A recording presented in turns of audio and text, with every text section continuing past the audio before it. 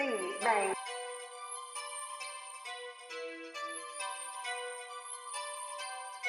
ain't red bottoms, these is bathing apes. I got dead faces, cooling in the fucking safe. Oh goodness gracious, I don't need a touch to go out today. That bitch she basic, but I'ma turn it to a thought today. These ain't red. How's everybody doing? We back with another motherfucking interview at Pher, 1118 Broadway. We at the shop. I'm back with arguably one of Denver's best artists.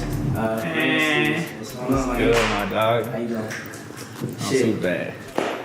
I don't even know where to get started on this shit, because it's crazy. This might be one of the first times me and you have really ever linked up and started talking about some shit, bro. But I feel like I've known you for like 5 fucking years. Yeah, you know long ass time. A long ass time. Because back when we, as the Planes, first started making music, you was already getting into music. Dude, how old was you? I remember that shit, like 16. 16 years old. Yeah. You was already doing numbers and shit like that. Yeah, it's just wild, bro. To be honest, it blows my mind. Yeah, I could see that shit. You was doing shows, you was doing all the same shit that we was doing, and almost at a lot of events I would see, there would be Planes and Ransteez or Planes and Manny Rich and all that. Yeah. So how did you start, how did you get into the game? How did you start racking your numbers up? How did you get that type of following on SoundCloud, YouTube? Shit. You get numbers on both. Yeah, so like, I feel like my goal when I came into this shit was not to be like the other niggas that were like, you know, like a lot of the old heads and whatnot going in their route. You know, I wasn't gonna go down that route. You know, I wanted to be the best, you feel me? Like that's, you know, I want to be the one to put the city on. That was my goal, you feel me? And that's just how it went. And then pretty much I just started dropping content in high school. Me and the bros, you know, my boy Cancerous and Milo. And we was going by KDG back then. That was in high school. Yeah, they don't, bro. We was burning mixtapes and shit, and then we handed them out in high school. Okay. And shit, everybody, we walk out at lunch, everybody's playing that shit in their cars, the same track, like the first one, and that shit was wild to us. That like inspired me to keep going, like, so that was wild as fuck. And then, you know, we just kept it consistent. You know, I had my own booth at the crib, so it was kind of accessible, yeah. And you know, I just kept consistently dropping a bunch of fucking videos and music, and then I feel like there's a point like 1 month where I dropped like 4 music videos, and I filmed them all myself. You know, because we just had a little camera. We just, I know how to edit a little bit, and then we just throwing them together. So dipped in everything. Everything, bro. Yeah, I want to make sure I know how to do pretty much everything. And now I see, so like you said, you were saying about mixtapes and burning mixtapes and shit like that. Yeah. And at high school, and I see you close to 1 million views on, or 1 million plays on SoundCloud, right? Yeah, I'm actually almost at 2 million in total. No, you're good. 2 million total. Yeah. That shit's wild to me, bro. Yeah, that shit's crazy. Like, I don't honestly, like, it just kind of happened. You feel me? And I feel like it was just because I was being consistent and like dropping effect and get more and more people. Yeah, and being original. You feel me? Like that's the main thing. Like, you do have your own style, and like you said, you try not to be like. At first, like you said, like not all the old heads and shit like that, but shout out to them. You feel me? You know, real talk. You're not even, your style isn't even like not just like the old heads, but you kind of have your own style, even compared to the younger generation. You got your own shit going on. Yeah. How do you try to stay separated from other artists and other? I mean, because you gotta keep your ear close to the ground, you know, and know what's hot in the streets. You still gotta stay original based off of that. How do you try to stay in your own lane? Shit, bro. Basically, I just, you know, my goal when I came into shit was, you know, stand out. You know, I wouldn't want to fit in with nobody. You know, like I want still to this day it's like that. And I want, you know, when people fucking hear my shit, I want them to remember it. You know, like when they hear my voice on the track, I already know who the fuck that is.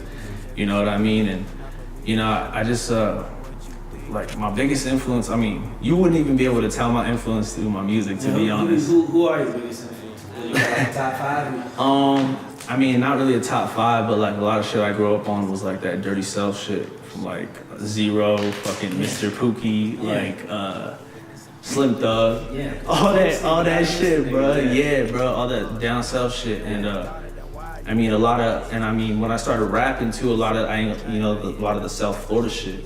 You know, like when Raider Clan was starting, I feel like that's when I was starting, you feel me? And like, or when Raider Clan formed, you feel me? And that shit, you know, I've always watched the South Florida wave and shit, cause they made a big influence as soon as they came out. Yeah, I mean, and we ain't really ever had nobody to influence us in our city, you feel me? So, you know, definitely, you know, I like, you know, I feel like I have a big influence from South Florida, you know, like all those rappers and shit. And I feel like, cause I mean, I know a few of them, you feel me? Like, I mean, used to talk to a few of them and whatnot, but whatever. Anyways, like that shit's just crazy, bro. Like how, it's just crazy to see how they came up and how our city's coming up now too, you feel me? And you because South Florida, I think Florida is one of the biggest probably states right now in the raps, yeah. And as you said, Denver's coming up and you kind of at the forefront. A lot of people compare you, it's Trev Rich basically, or Ransteez that's at the forefront. Yeah, at the front of the Denver rap. Yeah, and that shit's wild, you know? How's that feel for you to have all that weight on your shoulders?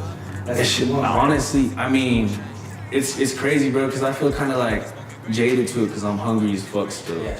You know, I don't really feel that shit or anything or look at it in any way because I'm still trying. I feel like I'm definitely not where I want to be yet. Yeah. You know what I mean? You got more into way more, bro. Yeah. Way more. You know, and like it's dope though. You know, like it's crazy because you know Trev Rich. You know what he's done and shit so far. And, shout out Trev Rich and.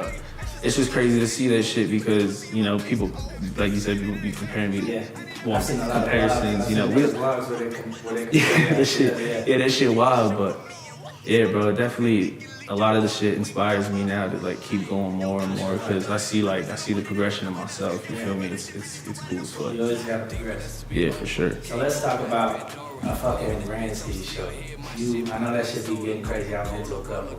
Oh yeah. Be getting wild, crowd be getting turned up. Oh yeah. What's the whole mentality before and during the Ransteez performance? Let's start with before. What you doing before you get on stage? Sometimes. Shit, man. Sometimes we drinking. You rehearse it all? I mean, I'll rehearse like the days before, a few days before, whatever. Sometimes. You know, sometimes I don't have time. I'll be rehearsing on the way home and shit, you know. We be working and shit like that. Exactly, bro. But yeah, and like, you know, but before a show, bro, just with the whole gang, you feel me? Just getting high as fuck, you know, drinking, whatever, and then, you know, just getting ourselves pumped up and shit, getting our adrenaline up and shit, and then once I hit the stage, I kind of just like black out. I feel like, cause I feel like a whole nother person on stage, bro, because that's Ransteez on stage, you feel me? Cause right now I'm fucking Ransteez, you fucking feel me? But the other people that know me outside of this shit, I'm fucking, you know. But yeah, bro, before a show, you know, we just get turned the fuck up. During the show. And then during the show, I just, one thing, bro, I got some advice from Twista like 4 years ago. That shit wild as fuck. I remember he told me, don't be rapping to your homies on stage, rap to the crowd. I see a lot of young cats rapping to their niggas. And the crowd's just like, you know what I mean? So I've always took that advice, and then when I get on stage, bro, I look everybody in the motherfucking eye, bro. Like, make sure they feel my energy, you feel me? Yeah, make sure they feel my energy, you know, and then I just make sure, like I said, stand out from the rest of the performers or whoever's there, or like, whatever's the fuck, you know, always gotta make an impression, bro, because then people remember that shit, you know? First impressions, people always remember that shit. You feel like that's helped you build the following that you got? Hell yeah, bro. A lot of the shows, yeah, yo. Seems definitely. Like you care a lot about this shit. You put a lot of your energy into this shit. This is the type of shit that you obviously you want to do for the rest of your life. Yeah, real shit. Yeah. And, facts. But when you was younger, like before all the rap shit, did you ever do any type of poetry or anything? I know. I've always been a good ass writer. Like writing stories and shit. Me too. I used to be good at that. And I think I've always liked music. Like I said, my older sister always was always playing some crazy shit. You know, I'm like, yo, that shit hard. You know, skateboarding. That's what I was really into. Skateboarding is what really got me into, because music and skateboarding really collides for some reason. It's especially cool. Nowadays. Oh yeah, and like, you know, even like my whole style, you know, you'll notice like I got, you know, it's kind of that skater swag. Yeah, and that's, you know, because just skater swag. Yeah. But like, yeah, that's kind of like the whole reason I kind of fell into music. was because skateboarding, like, you know, I would always just be playing a bunch of different shit, you know, like everybody at the skate park was on that underground shit, put me onto that shit, like. The Raider Clan whole shit started through niggas who was basically skateboarding and shit like that. Yeah, shout out my MPL dogs, by the way. Yeah. So I know that you got a project coming out pretty soon. If you want to tell us what the name of it is. Envy City. Envy City. So, Yeah. Is it an album or it's gonna be? I don't want to say album. I don't want to. That's the A word. I don't want to say that shit till. I want to say that shit till like, you know, till I'm really on. You feel me? But this is just, to me, this is just a project. I mean, I'm really debating if I should release it on all platforms or just for free. Okay. And it's gonna be 20 tracks.